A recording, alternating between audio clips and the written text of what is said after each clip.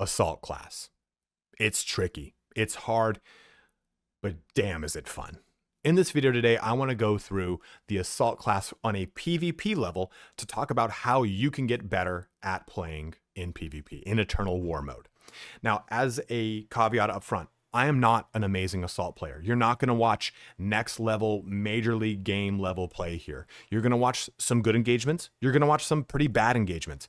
And you're going to watch me talk through how I went through them and how I failed or how I succeeded, what I did right, what I completely did wrong. And hopefully by the end of it, you have an idea through watching all of my many errors, how to better approach this class. Again, I am no expert here, but I'm sharing with you a lot of the stuff that I've seen, and I've asked other people, I've streamed it, people have coached me a little bit on certain things to do. I'm sharing all these lessons with you in hopes that you enjoy this class as much as I am now. Now, in my typical fashion of upfronting the knowledge in my videos, let me just give you a very quick crash course on the assault class from my personal experience. I very much enjoy using the chainsword because it fits my style of play, but it also fits my level of expertise in the class, which is not high. I feel that once you get better at the class, Thunderhammer becomes really the route to go. And I'm just now starting to tickle that pickle. I know what I said. In addition to that, you as an assault class player need to learn that you will not be attacking from the front with everyone else, because everyone's facing the direction of your team and shooting at them. They see you jump up, they're just going to gun you down like it's duck hunt. You need to be the one who is flanking, not even directly in a wide sweep, but flanking the opposite direction of what that team is facing, or at least perpendicular to what they're facing. And lastly, one of the most important things as a assault class player is you need to dodge. You need to make sure you're constantly being mobile and getting out of engagements, not sticking in anything too long. Limit them, live to fly another day. I will say that 1,000,000 times in this video. Not committing to a fight you cannot win is how you win future fights in this game as this class. That's kind of the too long didn't watch this entire video. If that's all you wanted to know, please feel free to shut the video down. I don't want to hold you ransom to the information within. And I'm going to start off by going over some of the equipment options for the class. If you want to skip that, just jump to like the 15-minute mark where I'm just going to go purely through gameplay. But before you head out, if this video does end up helping you, please don't forget to like, comment, or subscribe. Each one of those things helps me out in a huge, huge way. And if you've not yet picked up Space Marine 2, you can find a link to my Fanatical link below. You'll get a 12%, not commission, you'll get a 12% discount. I will get an 8% commission, and it does go a long way towards supporting me. But let's get started here on my best tips to surviving as Assault in Space Marine 2. So to start us off, let's talk about our secondary weapon, or well, our only range weapon with Assault. And we have the bolt pistol and the heavy bolt pistol. You'll unlock the heavy bolt pistol at 14.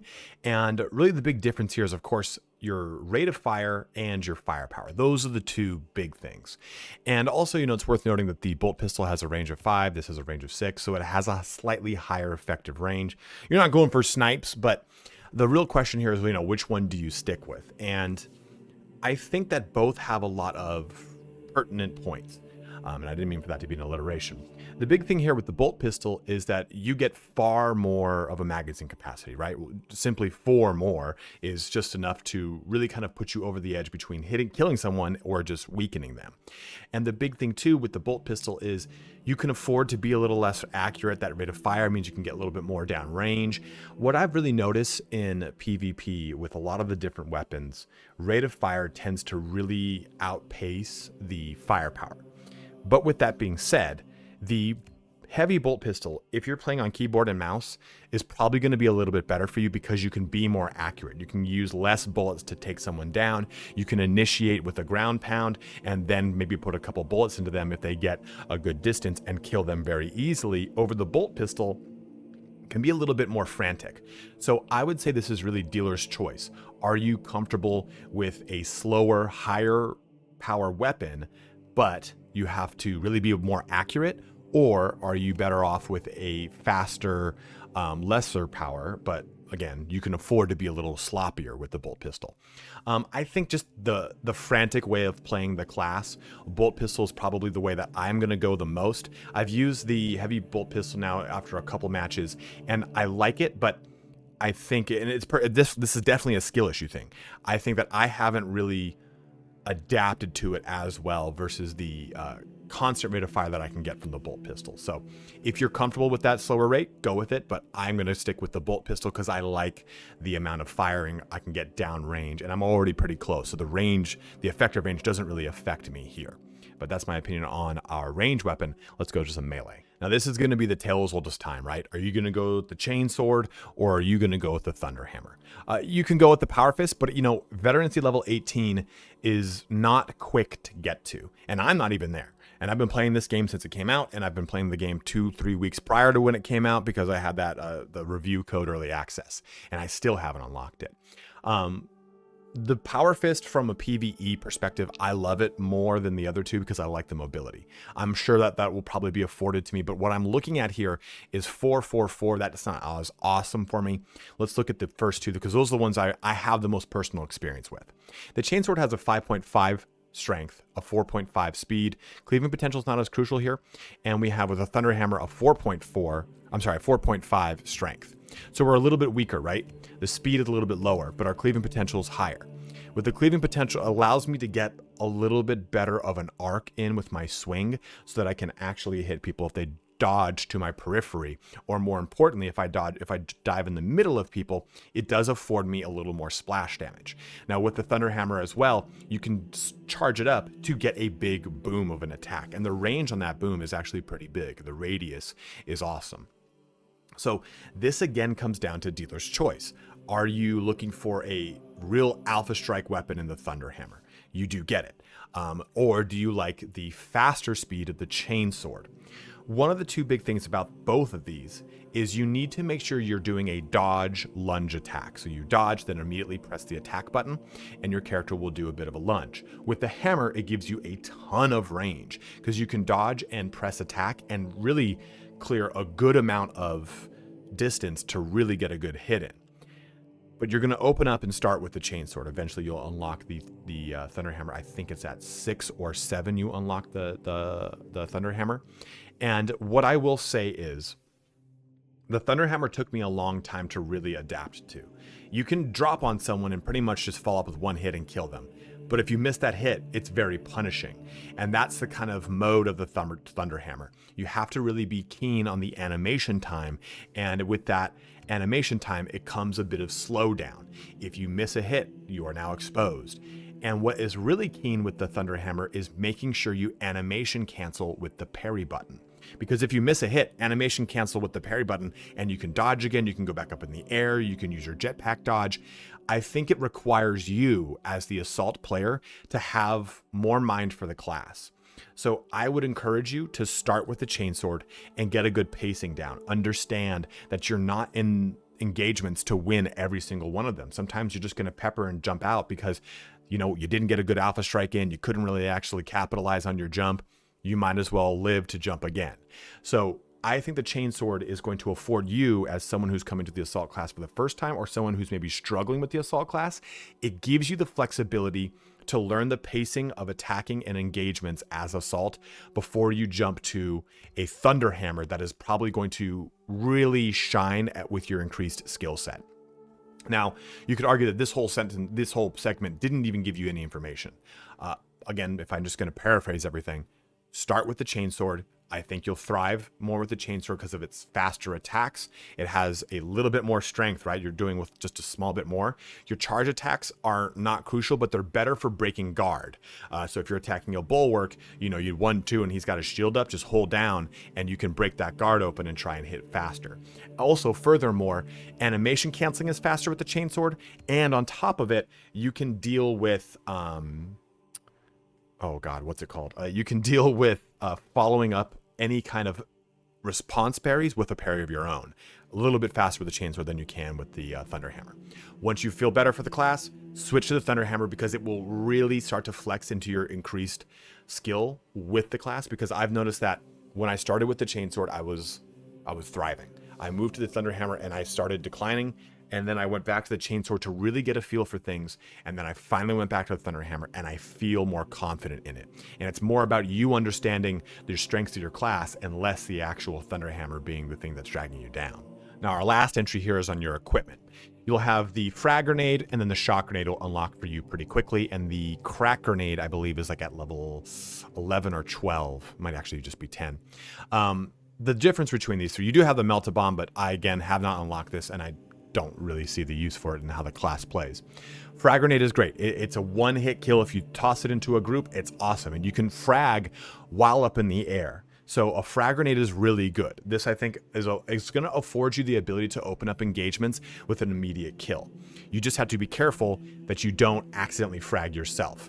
And I think another benefit of the frag grenade is giving you the ability to jet up into the air, see 2 points you'd like to jump in on, will frag one of them and jump on the other. So maybe someone's on an overpass and you have line of sight and you have distance above it.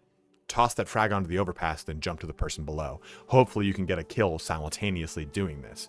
That does require a little bit more tricky stuff there, right? And a big use of the frag grenade that people are using right now in response to the Vanguard and the ability for the Vanguard to stun you is to immediately chuck a frag grenade at your feet. It's like, well, if I'm going to go down, you're going to come with me. So that is ways that you can use the frag grenade, and you're going to be able to use it to pretty good extent right out of the gate. Now, the shock grenade has 4 little things going for it. Big things. It does damage over time.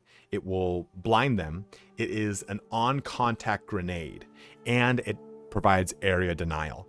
All these things can be really great for how the class operates, because you can stun someone in a failed alpha strike. And whenever I say alpha strike, I'm talking about specifically ground pounding up from the air. You can, okay, maybe I missed the target. Well, toss a frag grenade in their face. It'll blind them, and it won't blind you. This gives you the capability to jet around them, to dodge around them, and get some attacks on. Because what I'll say later here is that a big way that you're going to play Assault is trying to evade their crosshair. Not so much get away from their melee attacks, but if you're dodging around them or jetpacking around them, they can't shoot you. And shooting an Assault is the quickest way to deal with Assault. So the shock grenade gives you a lot of flexibility as a bit of an oh shit button. Also, it's a great way to open an engagement. You can pre-shock grenade a ground pound so that everyone's blinded by the time you land. You just kind of have to be clever with the placement of it, because you might accidentally shock grenade and then ground pound, and the blind has already lost its effect. So consider those things. And of course, too, there's the continuous damage, the damage over time, the dot that they will take while in the shock grenade. This can be the capability to just give you a little bit more. Also, too, one last thing to consider with this is it's a great way to deal with heavy gunners when you're in a sticky situation that they've kind of pinned you down, you're out of jump charges. You can blind them and try to evade as quick as possible. You can use this as an escape mechanism more so than an actual way to engage and do damage. Use it to get out of jail by simply tossing it and running. Now, your last one here is the crack grenade. The crack grenade I don't like on the Assault. I find it a little bit better with the Bulwark, but it's really weird. It says extreme damage with a small blast area, sticks to target. So it's a sticky grenade, it's your plasma grenade, it's whatever you want to call it from any other game. But the damage is variable. Sometimes I've seen it clear someone's entire armor bar and 90% of their health, and they're just like a whiff away. Other times I've seen it just clear like nothing. So it seems to have a very weird damage profile right now, and this I'm sure will get patched in the future. It can be nice to be able to stick something, but I like the area of effect and the way that allows me to play the class with the other 2 grenades versus the crack. Crack I really like on Bulwark, because I can toss it on someone, hold my shield up, and kind of backpedal, and hopefully that someone will bring the crack grenade into the team and it'll blow up on the team, or it just gives me a little bit of breathing room to then open up with melee initiation. So it depends on how you really want to play with these 2 grenades, right? Do you want pure damage, or do you want utility from the shock? I really like the utility from shock, and I think a lot of people are really pushing towards shock, but I've started to see frag started to be used more as a way to deter Vanguard and a way to really give you the flexibility of being a double threat in multiple areas. So I prefer shock, but I can understand why you would want to go with frag for that additional damage profile. So just to open us up with a concept that I want you to really understand, it is animation canceling. So if I go to swing again, then hold it down, we get that big boom, right? Or if I just swing again and hold it down, it's pretty cumbersome. And in those moments, you cannot do anything. I apologize to my team. I will be there, I promise. So what you need to learn is this. As soon as you parry, it just stops it. So if someone, and then I can immediately follow it up, right? So if someone's in my cookie jar and I can't get to them, I can immediately do something about it by animation canceling and then going up in the air, whatever the situation is. Those things are crucial to the success of the assault because it gives you more mobility. Not any more mobility than any other class, but it gives you the mobility to actually get in and out of fights because that's what is important for you while playing the assault. Having talked about parry, there is another thing I want to talk about, and it's the limitations of your jump pack. Of course, jump pack can be used laterally on the ground, it can be used laterally in the air, and you can hover in the air. But there is some issue with kind of manipulating the Z-axis on certain planes. So what we're going to see here, we're going to jump up. We've got our yellow crosshair. And you can see this, I wanted to go up the stairs, but it wouldn't. So there is a limitation here on your jump pack. So try not to get caught in these situations where the jump pack is actually going to work against you. Here, you know, you probably maybe dropped onto the ground or whatever, but the follow through and trying to capitalize on this is that that person threw a frag grenade essentially at their feet, and I was the one who got caught in the collateral damage, not my teammate who was pursuing them. So try to really be mindful of that yellow crosshair or cursor, whatever this is, telegraph, and how it can actually lead you into a really bad position because you might not have known that traversing up steps is very wonky. Sometimes it goes up, sometimes it goes up halfway. It just kind of depends on where you are in relation to it. Now, as far as my gameplay examples here, it's going to be relatively low tech. It's the easiest way for me to kind of rewind and kind of show things off like I'm John Madden or something like that.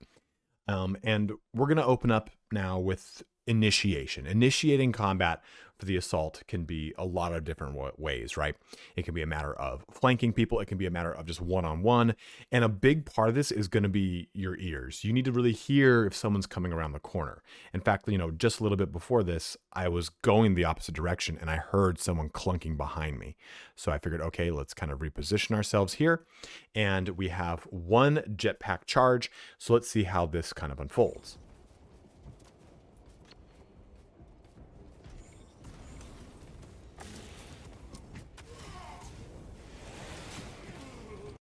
So right in this instance here, and this is an example of a good initiation. I do plenty of terrible initiations. Don't worry, we're going to take a look at those and we're going to dissect them. So what we did here is we saw this guy, and I probably could have opened up with some gunshots to his face, something like that, because he wasn't really too keen on noticing that I was there right away. And as soon as we did, we really kind of acknowledged it. We jump in the air, right? And now we're directly above him, which is nice because it's really hard, especially if he's playing with a controller, for him to pan up to you fast enough to shoot you down. And this gives us too the ability to try to drop slightly behind someone. If you drop in front of someone, you're just in front of their crosshairs. And like I'm going to say so many times in this video, we're going to try to dodge crosshairs as much as we can. So we're up, we drop just in front of him, unfortunately, right? He got a good dodge out of there. But immediately what we're doing here is he's not right at my distance, right? I didn't get a good hit onto him because he already was mid dodge in that hit. So we're going to use our jump pack dodge or our normal dodge to dodge out of this. And you can see that he wastes shots immediately because I've dodged his crosshair. And in this moment too, it gives me the ability to follow up with a dodge attack. Now, if I was on a hammer, he would probably have been dead because of the way that the hammer just has such a long reach. And we come around for a swipe to finish him off. That cleaving potential really helps us off with those big, huge arcing swings. So that's an initiation that you can really take advantage of by trying to drop just slightly behind someone, try to initiate with them, get around their crosshair to really capitalize on punishing them. So I just showed you a successful initiation. Let's look at this one. Hint, it's not successful. We jump up, we come down, and you can already see what we've done wrong. We've jumped right in front of his crosshairs. All he had to do was simply move a little bit and he could gun me down. I did end up getting the kill because of a little bit of luck on my side, right? But if we take a look at this, and two, I made the mistake of jumping into a region that had an overpass. I jumped ahead of my team in front of their team. A lot of things went wrong here. you want to try to flank. You want to try to initiate in a situation where when you come down, you're not just immediately in front of the whole team. The spawn is right behind this point. There's a guy on my left when I'm coming down, and you can see there's a person dead here and there's a person dead here. This was a terrible engagement I should not have taken. Even if I happened to kill this guy flawlessly, I would have been surrounded and I would have been under an overpass, so there's no way for me to get out of this, right? So we're jumping down. You can see there's another guy right here who is an assault. We hit him. And then we immediately do this, which is good, right? We've dodged his crosshair, but I had to spend so many resources just to do this, and we couldn't even open up with a sufficient amount of damage. And we got some swings in on here. We're really doing well. But, you know, if you're right in front of a heavy, what's a heavy going to do? They're just going to keep unloading on you. There's no real point if you've jumped right into their arc of fire. I was clever about it, and I jumped to the side, but we were barely able to capitalize on this. Just that final swing is what got a kill out of it. But also, you can see, too, I was being team shot by another person. So, cool. Yeah, we got a kill, but we ended up completely suffering and setting the team back because now 3 people are dead with a 3-objective map. So, this is an example of initiating isn't always just, okay, I got the blood sight. I see someone, I'm dropping down on them. And when you drop down on them, don't drop down in front of them. Drop down to the side of them, behind them. Put yourself in a way or some sort of positioning that you can really help yourself out. So when you're initiating, again, try not to do this from the front. Try to do it from the flank. Try to do it from a location that your team is not directly facing. You can see here that this gentleman and this gentleman, they're both kind of facing towards the center of B. And as I come into this location, this gives me the advantage to kind of know where things are, right? But at the same time, enemies are already facing this direction. We got a guy over here on this overpass. We got this guy over here, and they're already looking where I'm looking. And also, I have another assault in the area that is putting people's eyes to the sky. So this, I'm already gunned down for the most part, right? I'm half health. I've got no armor. I still have a charge, though, a jetpack charge. And I think that committing to this fight was an overall failure on my part. I should have just jetted off to the side and lived to fly another day. But I tried to really commit to it, and I just got completely gunned down. So this is another example of when you're initiating, try to initiate from a flank. Try to initiate from an area that the enemy is not actively looking at because your team is not pouring through that direction. So we've gone through a lot of failures of initiation. So let me go through some really good successes of initiation. So we're in a flanking maneuver. We know we have our teammates that are moving in from the front direction. They're coming in from our spawn. Their spawn is over in this direction, of course, and we're coming through the middle. If you're playing on this map, you can jump through these big gates that you see right here. Let's go ahead and see this clip unfold. We come around, and just to kind of stop us here, we know that we've got these 2 enemies facing this way where our teammates are facing. That guy's not really a part of the engagement anymore. He's broken off. Not really gonna, there's no use in chasing him down.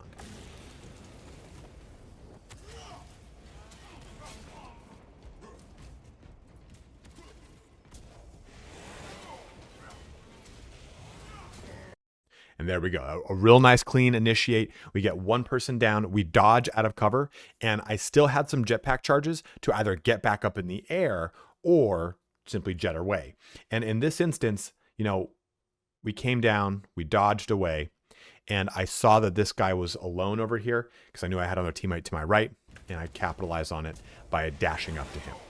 There's some other things that I could have done in this instance to maybe take a better advantage of this situation, but still, it's a clean enough engagement that I wanted to show that, you know, coming in from that side really is going to give you the advantage when playing Assault. We're initiating here. Let's see how this kind of comes down. Placed around, got a good grip on him, and butchered him.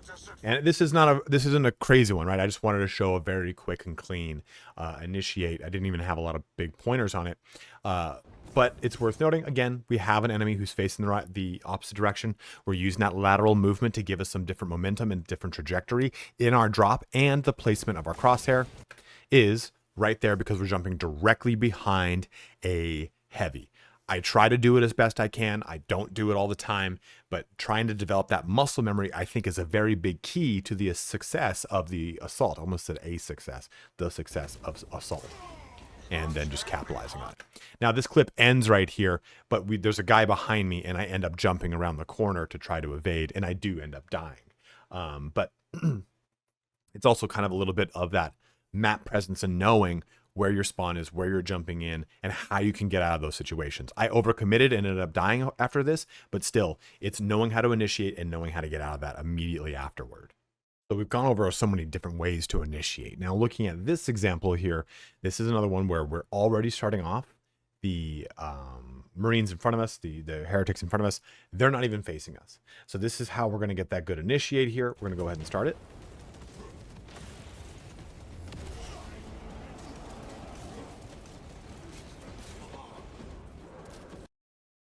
So in this example right there, we got a lot of really good movement, right? We had a lot of really good examples of kind of putting a lot of the stuff that we've talked about together.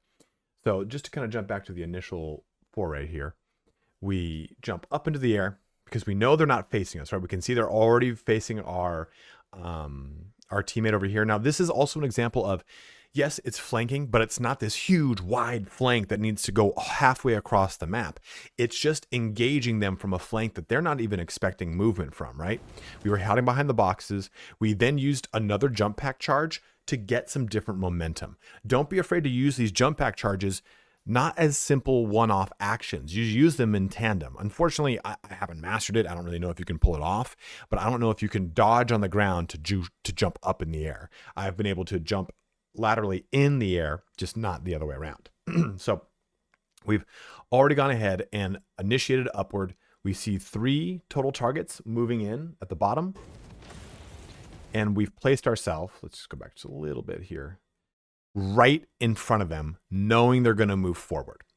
And I will honestly say too, this is a bit of a mess up. I think had I placed myself right here, I would have been in a bit better of a scenario to finish off this engagement. I'm going to show you the rest of it as part of a conversation in the next section too. So it'll kind of play hand in hand here. But we're jumping in front, knowing they're going to move forward. I think, again, should have placed a little bit behind, but we still get a lot of really good value here because all 3 targets get hit by that drop. It's one of my favorite drops that I've recorded. And right in that situation, we had a heavy who is aiming at us, right? We have a tactical who's swinging at us, and we have a bulwark who's very aware of us, right? We also, too, have a banner that's down. I've said right like a million times in this video, but I'm just going to keep sticking with it. And we're going to go ahead and use our jump dash to get out of that situation. And by doing that, we're resetting the aim of these individuals, right? Oh, God, that's a sick pose. We have this guy who's aiming in this direction and this guy who's aiming in this direction. Now they have to recalibrate. They have to figure out where we are. Swamp Sack McGee, which is probably one of the best names. Actually, I think this is a game. Swamp Sack completely teabagged me almost the entire round. So I want to stress the fact that I'm an amazing assault player, but I'm learning a lot more from me losing than I am from me getting really good, clean engagements. So we capitalize on that, and we were able to get a 2-for-1 with the cleave potential of the chainsword. This is another example here where were I using the hammer, I would not have been able to properly capitalize on this. I might have been able to, but I felt more confident in the way I was moving with that chainsword. So that brings us around here. And immediately, I'm kind of in a situation where I am now against a bulwark. Bulwark on the ground. I've got no charges left, and all I've got left is to dodge. So continuing that last clip, but going into our section here on dodging around targets and limited engagement at the same time. We've gone ahead and killed 2 characters. We have a bulwark that's on us. We're at half health. We're out of charge. So we move around and we try to use cover to our advantage. It's the only thing we can do in this situation. And we unfortunately don't make it out. And in this situation, there's really nothing I could have done here. It was more having set up the initial portions of this engagement to really help me out. If I had had 1 more charge, I could have dodged back into cover. I could have dodged past this person. There's a lot of things that I could have done.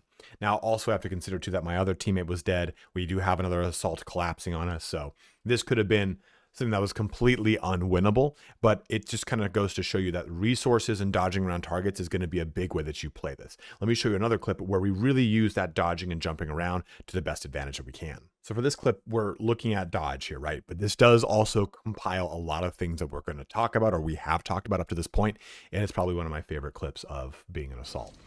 So we jump up, and in this moment too, I had headphones on, so I could hear that someone was coming around the corner.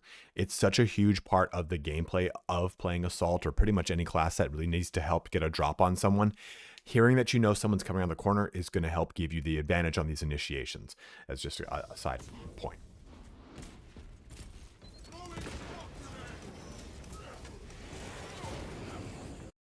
So going through that, right? We heard someone was coming.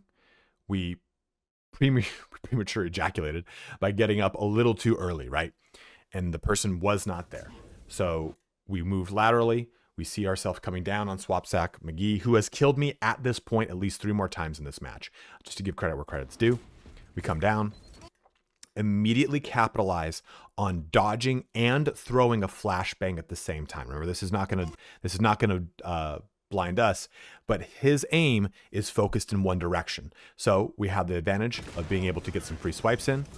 He immediately responds with a frag grenade and pivots to our direction. We use another lateral movement to get away from his crosshair. We are dodging his crosshair more than we're trying to dodge him, really. We're trying to get out of that firing arc, out of that possible melee arc, to come back around and clean him up with a nice swing from our sword. Now remember, the dodge attack from the Thunderhammer or from the sword can be done from the jump pack dash. It doesn't necessarily need to always be done from the dodge button. It can be done from that jump pack dash. This is just one of my favorite examples of evading their movement by constantly moving around and getting your swings in through the dodge mechanic or the jump pack mechanic. And dodging around targets is really going to help you out here. Now, dodging isn't always about escaping or evading in the middle of a crucial fight. It's also about how to adapt in the middle of a fight. So if you are photosensitive, you're about to get a big, huge white screen flash. So just a heads up. We see this guy's open. I miss a swipe. And we're immediately flashbanged, right? They flashed us. And we wasted a jump in to try to initiate that attack. It was a very sloppy initiation. But we have 2 charges of our jump pack. We jump up. And we jump away. And this comes down to muscle memory and map knowledge and knowing and kind of what's going on, listening to what's going on. I wasn't able to capitalize on the kill here, but I would have had I not been flashed. But my point still remains is when you get yourself in a sticky situation like a flashbang, realize what your resources are. You have the ability to jump out, to jump around, to dodge around, to do whatever it is. Sometimes you're just caught in a hallway and there's nothing to do but die. But try to not go down.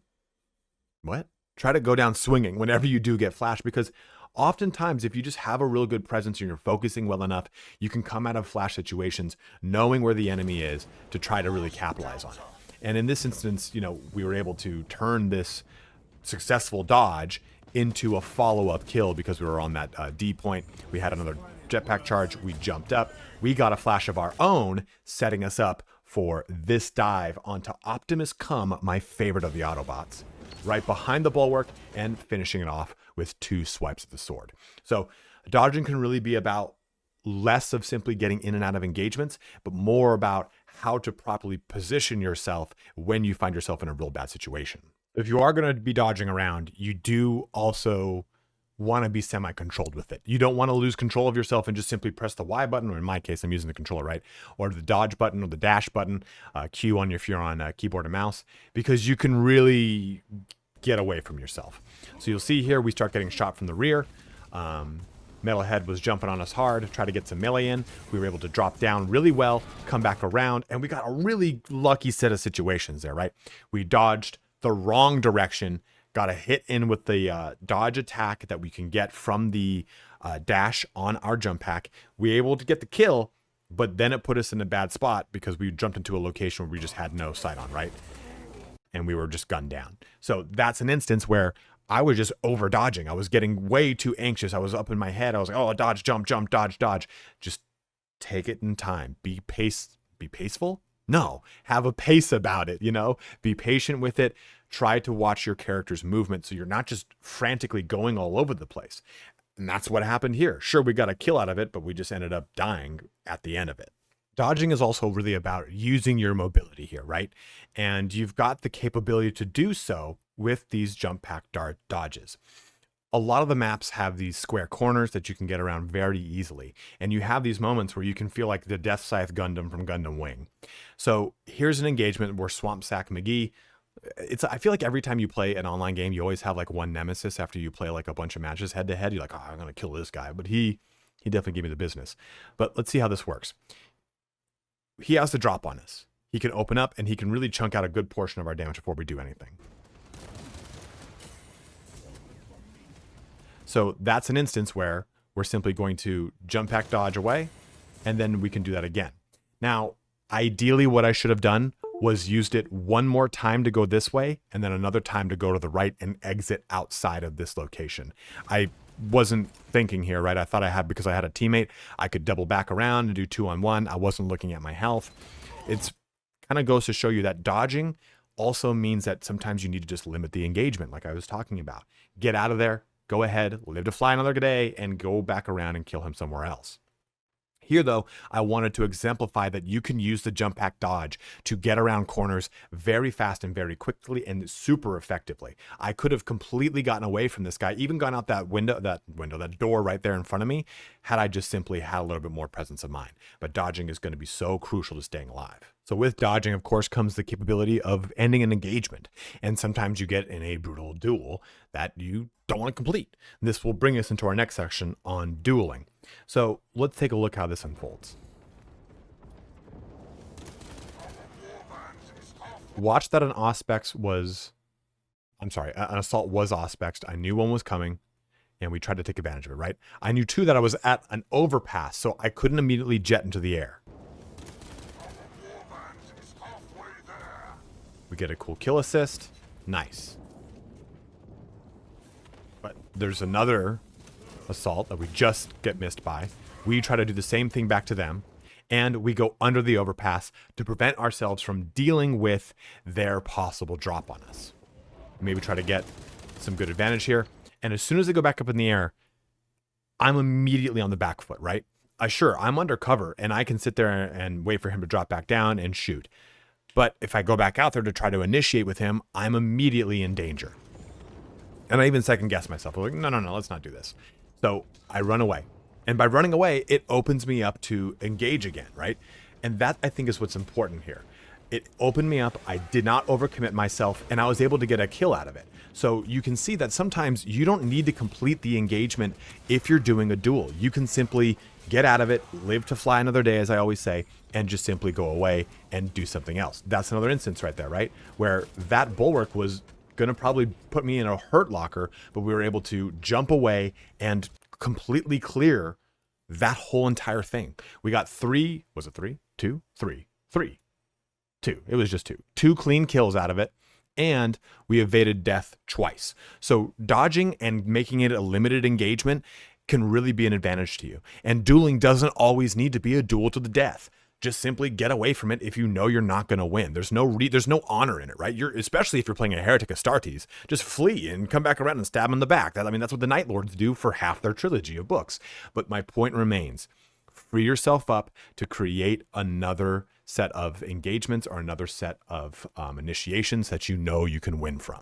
Playing as Assault, one thing you're really going to deal with is dueling other assaults. And this can be a matter of hectically jumping back and forth into the air on each other, trying to get your smash on each other. But another way to actually duel with Assault is your ranged weapon.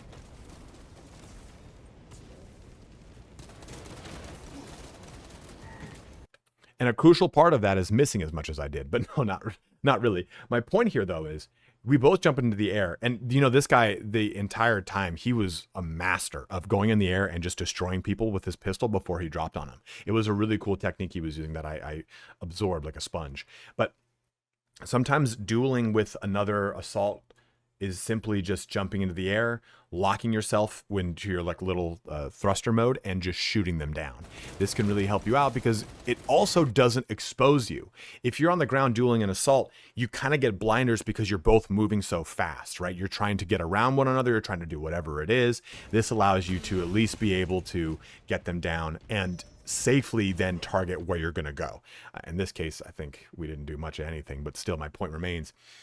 You want to be able to gun them down if you can before maybe initiating. And there's other ways to duel here, but this is just one of the ways that I really want to focus on. And when dueling with Assault, you really have to have good presence. You have to really know where you're moving, how things are kind of going around across the battlefield, what's going on, and it really can get clunky sometimes.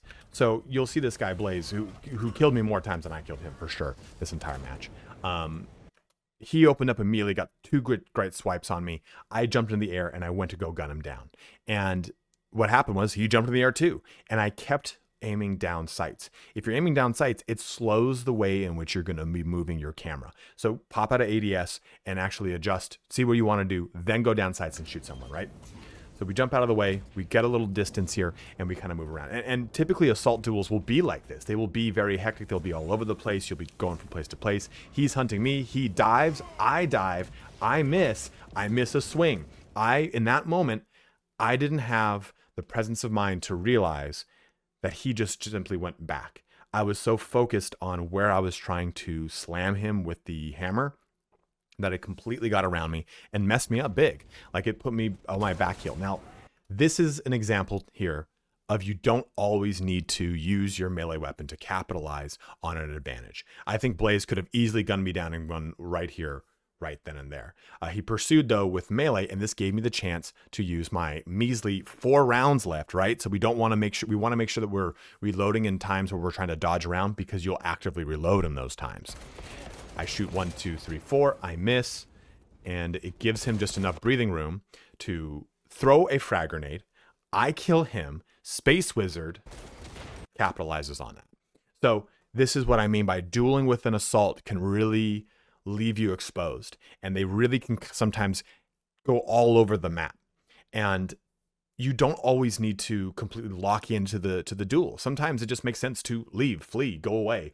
If you're not really confident in the engagement, and I was overextending myself, I was not confident in this engagement, and I lost. I mean, yeah, I beat him, but at what cost, right? We both just kind of got a wash out of this, and on top of it, they got B. So there's really no gain to what happened here. So try to make sure your duels are at least being done from a point of advantage on your side. So sometimes dueling isn't clean, right?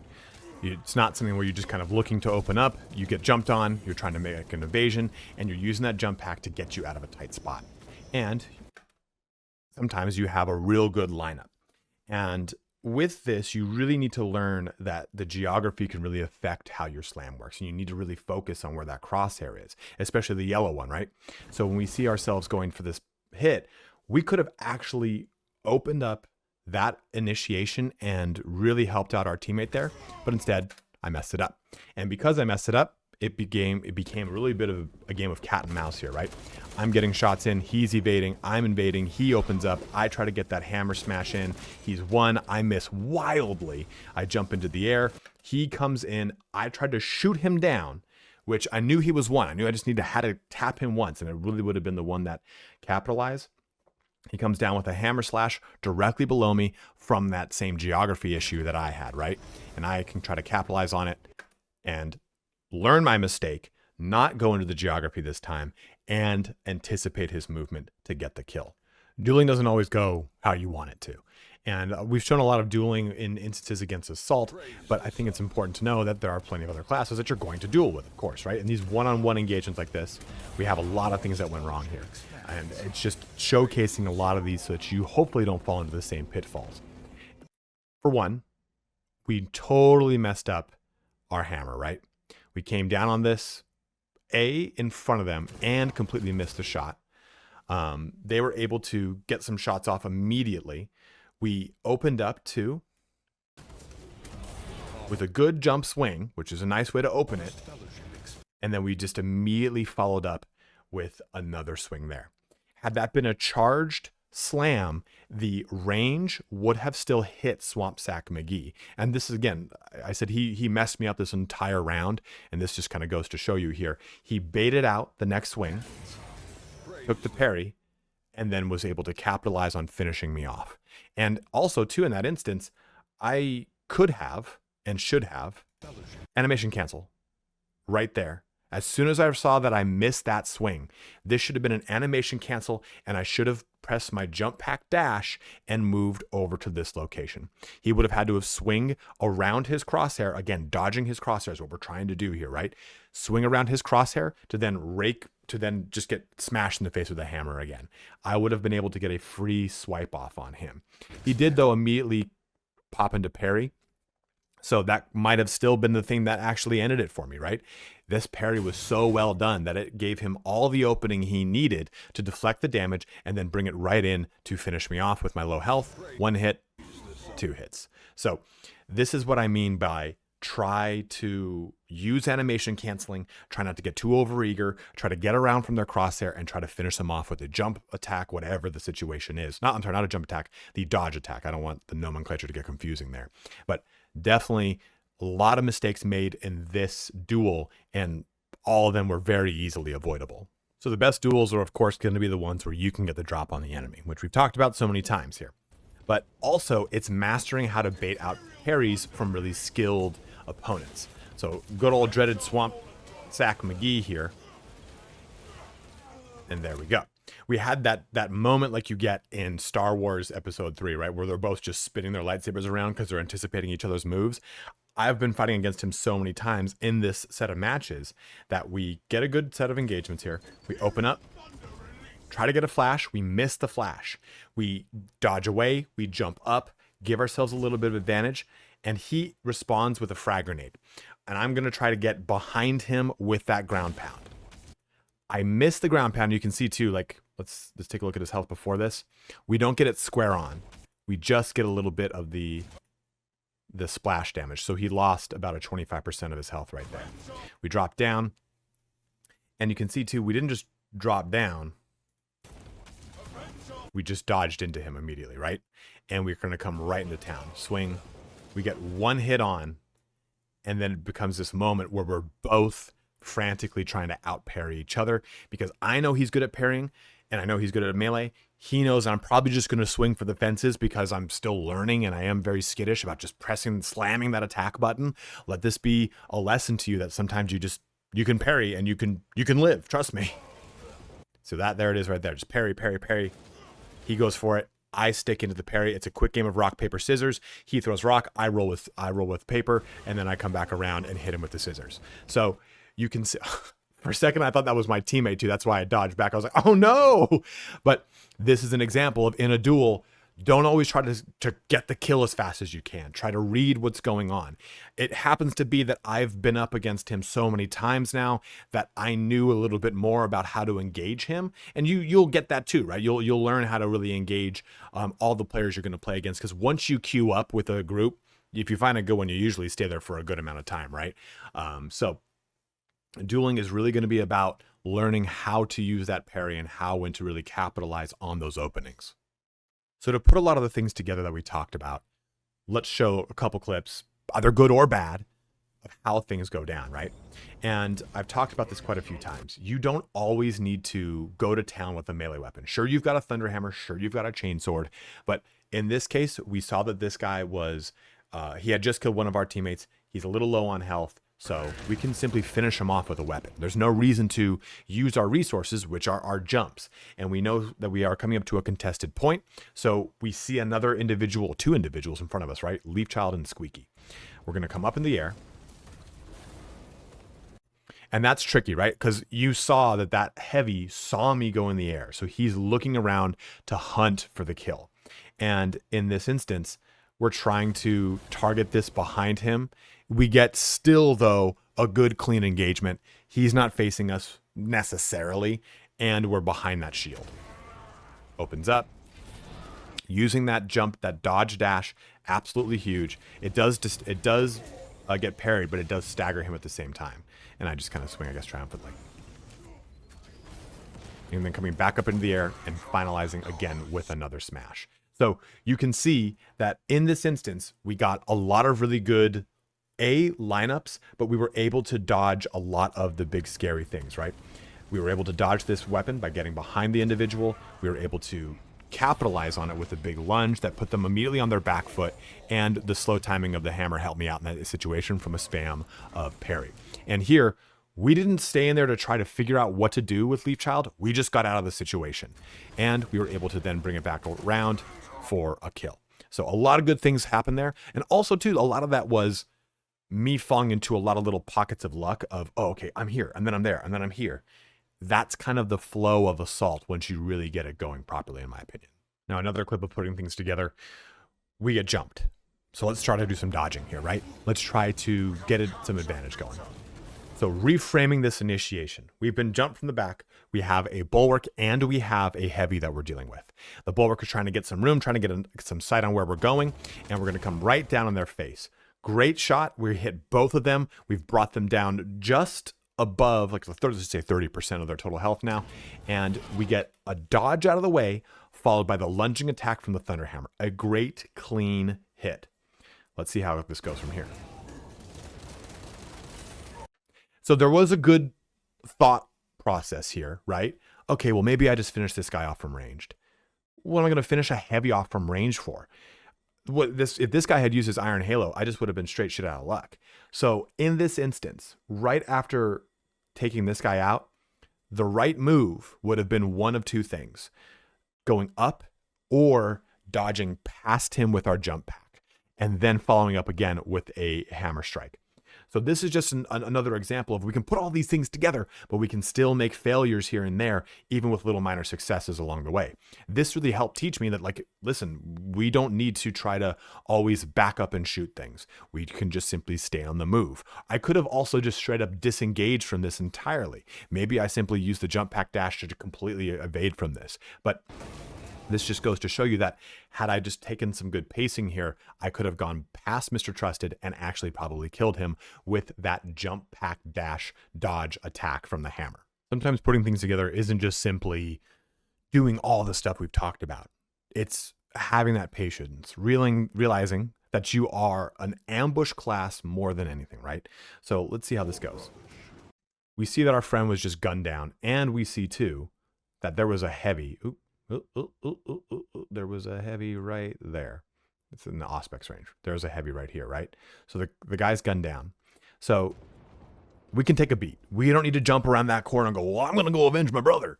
We can hang out and see how this unfolds. And we've got almost 3 charges left. We jump up. We notice that a sniper goes stealth right here. One thing that's kind of cool about being a assault class is that you can see the sniper's shadow. So watch me track it with the yellow cursor. You can see it's right there, right in front of the yellow cursor, right there. And we come right down on it. And then still, even though it's stealth, you can see the shimmer, right, from the Klingon attack vessel, but also you can still see that shadow. And we're able to capitalize on it and get a cool kill out of it, right? But I wouldn't have seen that had I just rounded the corner all, hot and ready like a Little Caesar's pie. I needed to take a break and pace this out and do this on a lot of situations. If you just get into a bunch of slam fighting and you make it out alive, wait till your armor and your health come back up. Give yourself a little bit of a break. Wait for your team to help create some engagement, some distraction so you can initiate again. You don't always need to constantly be jumping into the fray. You can pace yourself and give yourself the time to make clean initiations on your terms. So putting it all together doesn't mean you don't make mistakes, right? You're always going to be constantly learning from them. And in this situation, we kind of heard someone above us. We jump up. We get essentially, right, a flanking engagement. We drop down. Another bulwark. We lunge attack into a power slam, which will deflect the shield and allow us to get some damage in and possibly kill. But what happened here? Where do we shit the bed? And it was right at this point. That is right when we messed up. We saw a Vanguard back there taking pot shots from us. We don't have any armor. We're at below 75% health, right? And falling. We've got 3 jump pack charges. This is what I mean. Sometimes you can just get lost in that sauce. You get lost in that blood craze. And what am I going to do? Toe to toe with a pistol and this guy with full health and an Oculus carbine? No, sir. I should have simply jetpacked away and dodged away.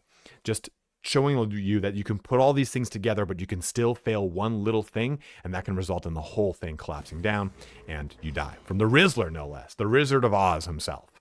But just an example. But that brings our video here to a close. Hopefully this helped you out. Hopefully this gave you a better idea on how to approach Assault. Like I said in the opening, I am not the best Assault player, and I wanted to show you lots of instances of me failing. I think one of the fallacies of watching a YouTube highlight reel of someone playing the PvP mode is that they only show you the successes. And you learn a little bit from the successes, but you learn far more from every failure you get out of every engagement in Space Marine 2. I have become a much better player just simply slamming my head against the keyboard or what's the other thing, controller, and learning how to play. You learn, oh, I really need to dodge better here. Oh, that's how that dodge works. Oh, that lateral movement's really good in this situation. And a lot of people have even coached me while I'm streaming the game. Another nice, really good tactic that I didn't really show off here is when you jump into the air, immediately go into like that stalling thruster mode once you get to the peak altitude, and then use your lateral movement again. You'll use 2 charges, sure, but you'll get a lot of movement. You'll be able to really see what's on the ground before you, and then you go ahead and ground pound. And by the time you land, you'll have another charge. That's something someone in his stream taught me. There's plenty of information out there to learn how to play Assault. And Assault, I think, is one that requires you to really be good. And I'm not. I'm showing you a lot of really good examples, but there are plenty of games where I break even with a 1.0 KD or I'm just barely above it. There's plenty of times. And as you have those times, you're going to find yourself that you're going to become much better at the class. And once you do, you're going to have these really awesome moments where you kill someone and then jump and get away, or kill 2 people, jump over to another person, then kill them, and then maybe jump out and get away. You're going to have so many fun moments that you're going to go, oh, Assault's not bad. I was just bad. And now it's better. And one final thing to close out here is it's important to note that this is all probably going to change. We'll get balance patches, all those things, of course. But I mean that us as players, we're barely into the PvP. We're about 2 weeks in, right? 3 weeks in. And sorry, I just almost choked on myself.